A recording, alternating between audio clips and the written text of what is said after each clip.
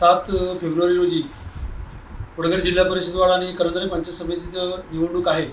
तर या निवडणुकीत महायुतीचे उमेदवार वडगर जिल्हा परिषद सौ सोनाली अतुल जितेकर यांची निशाणी कमळ आहे आणि करंजले पंचायत समिती गणाचे उमेदवार सौ रंजना सदाशिव वास्कर यांची निशाणी सुद्धा कमळ आहे। तर भाजपा शिवसेना आरपीआय महायुतीचे हे दोन्ही उमेदवार आहेत। या दोन्ही उमेदवारांना आपण कमळाचं बटन दाबून बहुमतात निवडून द्यायचं आहे। आपल्या भागाचा जर का आपल्याला विकास करायचा असेल तर या रायगड जिल्हा परिषदेवरती भगवा झेंडा फडकला पाहिजे आणि महायुतीचं तिथं सत्ता आली पाहिजे, जेणेकरून आपल्याला प्रत्येक खेडेगावामध्ये आपल्याला विकासाचं काम करता येईल।